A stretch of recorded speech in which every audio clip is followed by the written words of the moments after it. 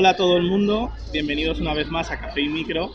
Hoy tenemos el inmenso placer de contar con Eva Orue.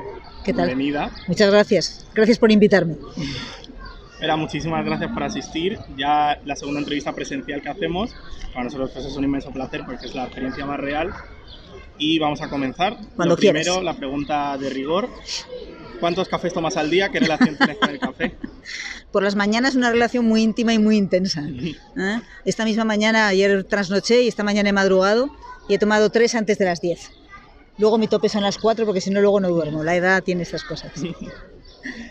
¿Cómo empezó tu experiencia como periodista? ¿Cómo empezaste a trabajar? ¿La universidad además? Yo estudié en Barcelona, en aquel momento, soy de Zaragoza, en aquel momento existía algo que suena lejano, que es el distrito universitario. Los de Zaragoza teníamos que ir a Barcelona, a no ser que optáramos por la privada, que era Navarra. Y yo me fui para allá, empecé a estudiar y mi madre era una gran fan de Luis del Olmo. Y Luis del Olmo hacía protagonistas en Radio Nacional con público. Y mi madre, que sabía mucho, me dijo, tú acércate que algo aprenderás.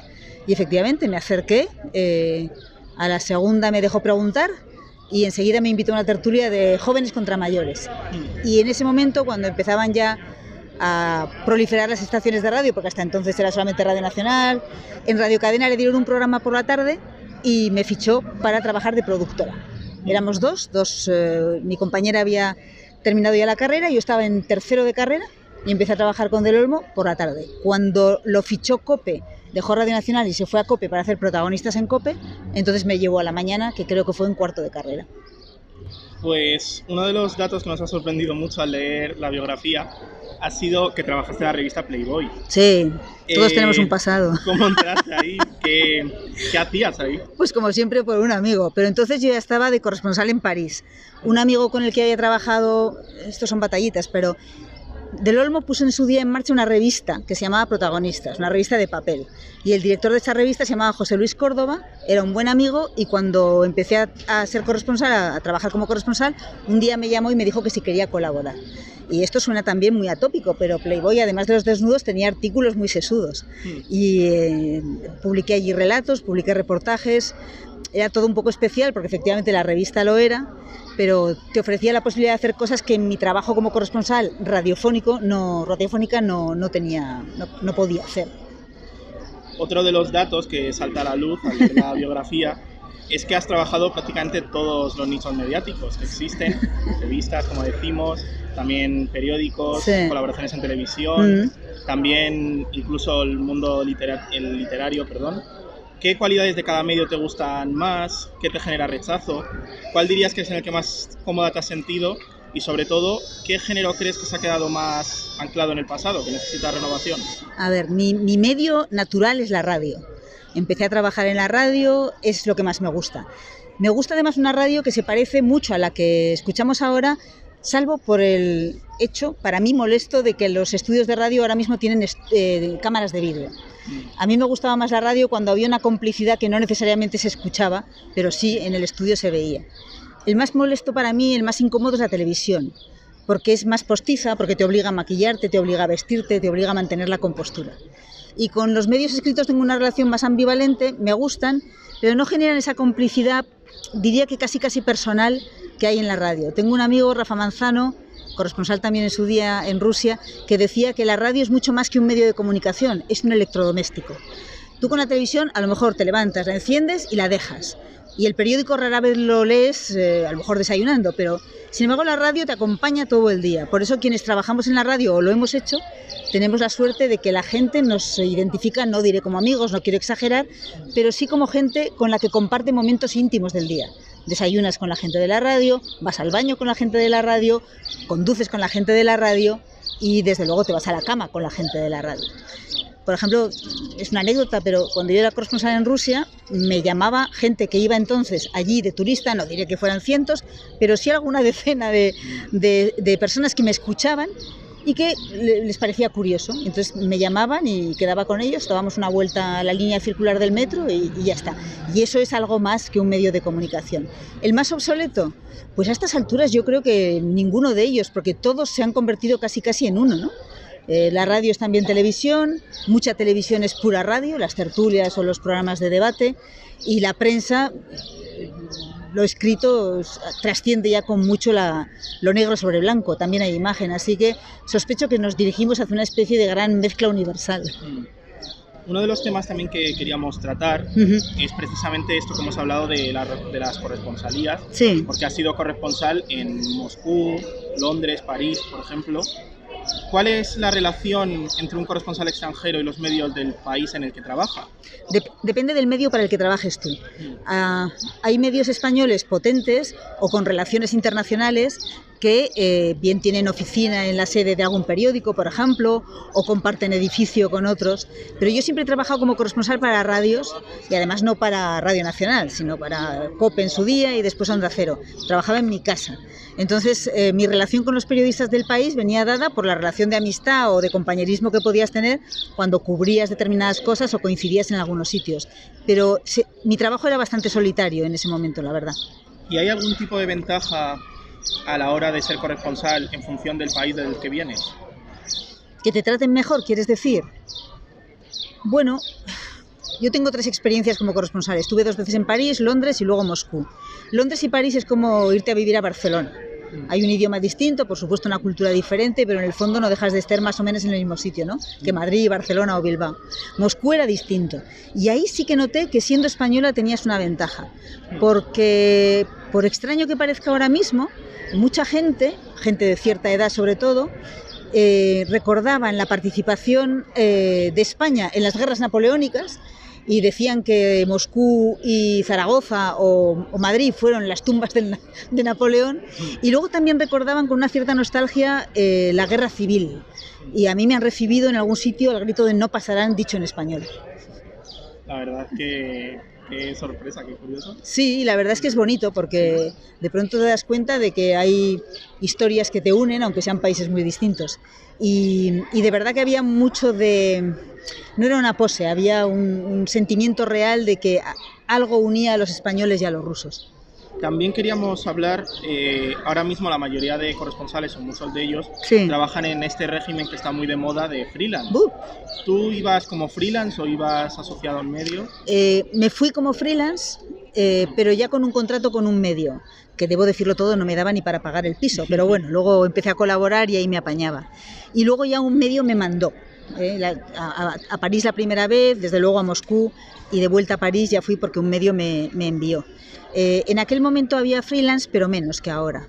Y debo decir que es durísimo, por la experiencia propia que tuve en mi primer año y medio de corresponsalía y por la experiencia que he visto después de algunos compañeros. En algunos casos la dureza viene del hecho de que Londres o París, también Moscú, son ciudades súper caras, con lo cual sumar colaboraciones para alcanzar un salario digno a fin de mes es muy difícil, y en otros casos viene porque no solamente son caras, sino que además la vida es muy dura y no es lo mismo tener un medio que puede tirar de ti en el caso de que haya un problema que no tenerlo, claro que no. Hemos visto precisamente, a raíz del tema del freelance, sí, el terrible caso de Roberto Fraile y David Beriay, sí, que han fallecido en Burkina Faso. Ellos eran freelance de un medio, iban como corresponsales. ¿Crees que un corresponsal como freelance tiene mucha menor protección que un trabajador de un medio normal, o no tanto? A ver, corren el mismo riesgo, pero si algo pasa, desde luego están mucho más desprotegidos. En algún caso, no quiero decir ahora algo que no sea estrictamente cierto, pero algún caso recuerdo como el de Julio Anguita, en el que se debatió mucho sobre si el seguro que lo cubría era el correcto. Estando en Moscú, y aquí hablo del siglo pasado casi, o no casi, por ejemplo, estaba en marcha la guerra de Chechenia y nos daban unos seguros que costaban, es que no sé qué decirte, pero si te digo 10 euros, te digo mucho, 10 euros actuales, ¿no? Entonces, son seguros que no te cubren para nada. No es lo mismo viajar protegido por, yo qué sé, la CNN, que tiene un seguro que protege a sus trabajadores, que pagarte tú un segurillo, que a lo mejor te ayuda o a lo mejor no, probablemente no. Ya volviendo de nuevo a la biografía, por decirlo de una forma, uno de los primeros pasos que diste en este mundo es trabajar en la revista Don Balón, de fútbol, y también publicaste Locas por el Balón. Sí. Locas por el fútbol, locas por el fútbol. Locas por el fútbol. Sí, nada. A nadie se le escapa que es un sector claramente masculinizado, Sí. el fútbol, pero también el del periodismo deportivo. Sí. Sobre el periodismo en general, ¿cuál es tu visión actual sobre ese tema? ¿Crees que estamos en un momento mejor para la incorporación de la mujer al mundo del periodismo o todavía no? Mira, cuando hicimos Locas por el fútbol, que lo hizo con mi compañera Sara Gutiérrez, empezamos un poco prácticamente pensando en un reportaje y acabó siendo un libro. Y con motivo de ese libro hablamos con 3 pioneras del periodismo deportivo. Mari Carmen Izquierdo, que falleció hace no mucho, que fue la mujer que sustituyó a García y aquello fue un bombazo. María Escario y Olga Biza. Lo que ellas han tenido que vivir no lo vive, creo, ninguna compañera que ahora mismo esté haciendo la información deportiva. Pero creo que fue María Escario la que dijo que nada cambiaría del todo hasta que una mujer no retransmitiera un partido de fútbol. Una cosa es estar en la banda. No diré que sea un trabajo ni muchísimo menos de adorno o de florero, pero no es un trabajo mollar en la transmisión de un partido de fútbol. Y bien distinto es estar en la cabina como analista. Eso yo todavía no lo he escuchado. Debo decir que no soy muy futbolera, así que no descarto que haya alguna, pero es cierto que todavía no han alcanzado esa posición, no de privilegio, sino de normalidad en el periodismo deportivo. Dicho esto, hay cantidad de mujeres que lo hacen y lo hacen fenomenalmente bien. Pero quizá falta, como en otros aspectos, ese pequeño salto que es el que tú asumas como mujer periodista, la responsabilidad de hacer la retransmisión, por ejemplo, o de dirigir un periódico deportivo. Claro. Respecto a este tema de la paridad, sí, que como decimos, pues muchas veces brilla por su ausencia, en uno de los puntos en los que ha brillado por la ausencia precisamente en nuestro medio, sí, Café y Micro, hemos cometido el error de que siempre que pensábamos en referentes, pensábamos en hombres. ¿Qué referentes femeninos tuviste tú como periodista y qué periodistas actuales crees que son buenos referentes femeninos? Los referentes que son muy importantes. Mira, acabamos de crear un grupo en el que estamos unas 200 mujeres periodistas y el objetivo fundamental, se llama REMCI, es precisamente demostrar que hay mujeres que están cubriendo todos los ámbitos, algunas en lugares muy difíciles donde trabajan en condiciones tremendas. Y es porque efectivamente, cuando incluso los periodistas profesionales piensan en hacer un reportaje, la primera opción nunca es una mujer. Y a veces se dice, uy, tenemos ya 3 hombres, espérate que nos hace falta una, la cuota, ¿no? Y contra eso hay que luchar porque hay muchas mujeres muy relevantes. Yo te diré que en el periodismo que yo conozco, gente con la que he trabajado o con la que he podido coincidir, Julia Otero, sin duda ninguna, es un referente. Ángeles Barceló, sin duda ninguna, son mujeres que han abierto camino. Pepa Bueno, pero luego hay otras que a lo mejor han tenido luego carreras más dispares y que en su momento hicieron grandes cosas. Mercedes Milá, por ejemplo. O Carmele Marchante, que tiene una primera etapa que es brillantísima como experta incluso en temas de internacional. Hay muchísimas. Y es verdad que en muchas ocasiones cuesta más, esto es un clásico en muchas profesiones, no solamente en la nuestra, llegar a posiciones de responsabilidad. Hay pocas directivas y por eso cuando alguien como Sol Gallego alcanza la dirección del país, lo festejamos todas como si fuera un éxito propio. Otro tema también importante en el periodismo, nosotros consideramos, o parece, es todo esto que se suele decir de la red de contactos. Sí, fundamental. ¿Hasta qué punto, más allá del talento, la pasión o el trabajo duro, hasta qué punto es importante tener esta red de contactos? O si eres muy bueno vas a llegar hasta ahí arriba. ¿Cómo funciona el periodismo en ese sentido? Como todas las profesiones, supongo, ¿no? Quien tiene un amigo tiene un tesoro. Cuando repasas mi currículum, que no es tan excepcional, hay mucha gente que tiene algo parecido, pero yo te podría decir que casi todos los trabajos los he conseguido porque había un amigo. Eso no quiere decir exactamente enchufe, bueno, a veces sí, admitámoslo. Pero sobre todo lo que quiere decir es que tú piensas en tus relaciones. Si tú tienes la posibilidad de hacer algo o necesitas a alguien y piensas, ay, pues mira, Eva, que ya trabajó o con la que he coincidido, o que sé que puede hacer, pues te llaman a ti por delante de otras personas. Hay algunos medios que están más organizados, probablemente las radios públicas o los medios públicos en general, pero los medios privados funcionan mucho por eso, por amistad, por tirar, por las cerezas, ¿no? Tiras de una y te vienen 2 o 3 detrás. Eso es fundamental. En esta y en otras profesiones. Y luego, desde luego, los contactos son muy importantes cuando estás buscando información. Hace unos años trabajé en un periódico digital de corta duración y una de las cosas que más me sorprendió fue que los compañeros más jóvenes apenas descolgaban el teléfono. Y yo entiendo que se puede buscar un teléfono, un contacto, una declaración, lo que sea, a través de Google, pero el teléfono es fundamental, porque la relación personal es fundamental. Y si un político o un deportista tiene que darle una exclusiva o una información, o simplemente recibir a alguien, recibirá antes al amigo que no aquella persona a la que no conoce, a no ser, claro, que seas el delegado de la BBC en España y ahí probablemente te recibirán porque eres de la BBC, pero todo lo demás son relaciones personales. Otro tema que también marca el periodismo Sí. es esto que se suele decir de que los medios de comunicación deciden de qué habla la población. Ah, claro. Hace poco hemos visto, a raíz de la campaña y las elecciones en Madrid, que muchos medios de izquierdas animaban o pensaban, en base solo a lo que decía el CIS, que sí podría haber habido oportunidad de una victoria del tripartito de izquierdas. Al final, pues como hemos visto, no ha ocurrido. ¿Hasta qué punto crees que los medios de comunicación son influyentes también en la vida política? ¿Son capaces de cambiar las estrategias de los partidos? Los medios de comunicación seguramente sí, pero también las redes y desde luego quienes hacen las encuestas, que en ocasiones las encuestas no solamente reflejan la realidad, sino que influyen sobre la realidad, ¿no? Sospecho que hubo un tiempo en el que los medios de comunicación tenían más poder. Cuando hablo de medios de comunicación nos referimos a tradicionales, aunque sea online, pero prensa, radio, televisión, agencias, ¿no? Porque además los informativos de radio y televisión todavía lo tienen que hacer, jerarquizar las noticias, pero hubo un tiempo en el que la portada de un periódico, me da igual que fuera el Heraldo de Aragón, de mi Zaragoza natal, que El País en Madrid, al jerarquizar y elegir lo que iba en portada y lo que no, determinaba lo que era relevante e influía en el debate. Eso no tiene ninguna discusión. Yo creo que en cierto aspecto el hecho de que todo esté en la web y la web sea un gran contenedor de noticias, algo ha cambiado. Pero evidentemente yo ahora me muevo en los dos campos. Estoy por un lado en el mundo de la comunicación y por otro lado mantengo algunas colaboraciones periodísticas. Tú buscas a los periodistas, pero los periodistas también te buscan a ti. Aquí, una vez más, es un juego de tira y afloja.